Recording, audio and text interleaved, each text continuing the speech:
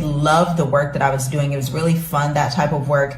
But social media can be a lot, because social media requires a community manager, a graphic designer, a copywriter like me. It requires a strategist. So there's a lot of moving parts into growing a social media brand. And then on top of that, the return on investment is not as big as the return on investment with email. Take, for example, the statistic that with Instagram and Facebook, on average, about 1% to 2% of your audience is going to see you, if that, at any given time on those platforms, versus email. If you had an email list that was equally as big, or however large your email list is, 21% of your audience will open those emails on average.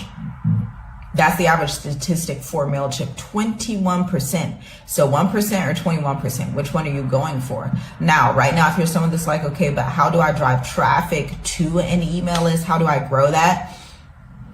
You can do that through networking events, like virtual networking events, and start teaching classes and pulling signups. Like every month, we just did a consultation about 3 weeks ago with a business owner that is merging their business from Rwanda to Africa. I shouldn't say merging, but they're importing and exporting, okay? And so she was like, okay, how can I actually increase my audience base? And I was telling her, education. You are extremely educated in this topic. Understand that marketing is not marketing. Marketing is educating. You have to be willing to show up and educate your audience relentlessly most days of the week, or else you won't have a business. If you don't open the doors to a brick and mortar business like your favorite bakery, if the owner of that bakery doesn't open the doors Monday through Friday, then you can't go in and get anything. And it's the same thing with your business as an education consultant.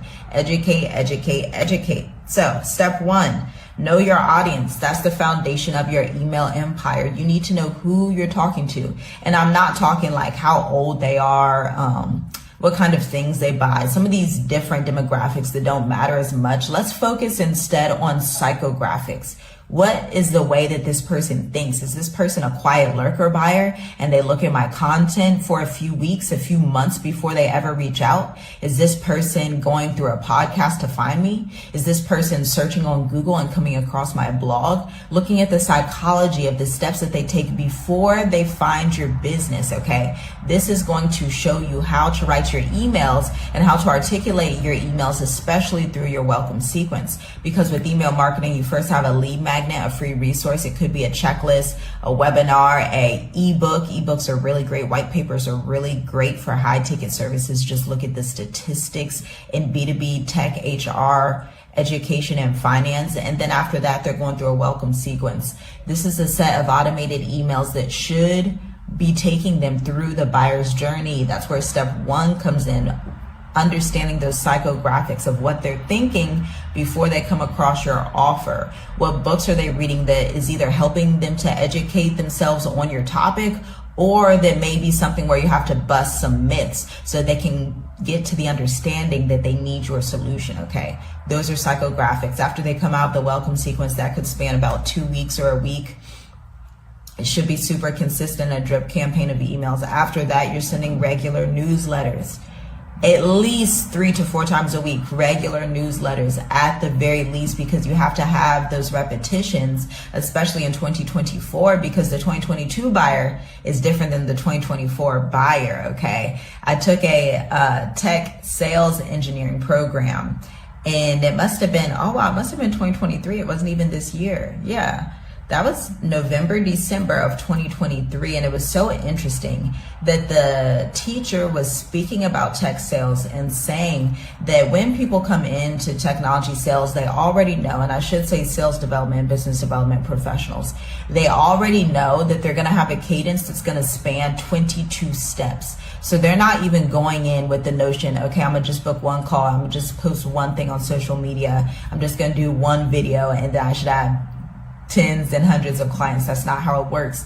In tech sales, they come in understanding the notion they're going to have to hit 22 touch points to convert clients. 22 touch points. So for example, that could be you having the sales engineering guideline in your business where you're like, okay, I'm going to like 2 pictures from that profile on Instagram. I'm going to reach out and DM them. I'm going to wait a little while. Then I'm going to send them an email. I'm going to wait a little while. Then I'll follow back up with them on LinkedIn. Then I'll wait a little longer. I'll send them a video. These are the cadence and the touch points that you need to convert an audience. Now for a cold audience that doesn't know you, that 22 is more tangible and more relevant. But if it's a warm audience and you're building your email marketing strategy, let's lessen it and decrease it by 50%. Let's say 10 to 11 touch points. And so like I was talking about at the beginning of the video, that's why my clients send so many emails, and then we have another touch point with those SMS messages. So that's 2 platforms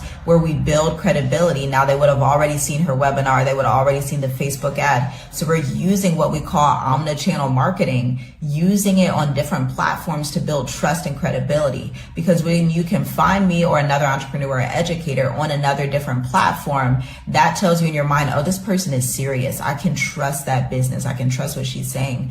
By the way, if you like this conversation, go ahead and go to the Introvert Marketer podcast on Apple and binge all the episodes. I launched it in 2022. It's ideal for you if you are an introvert that wants to sell and have a thriving business without going to in-person networking events, without being nonstop on social media, without having to do all the busy work, and really find the true impact, okay? That's what we're here for. Impact, intentionality, and then analyzing what works and amplifying it, right?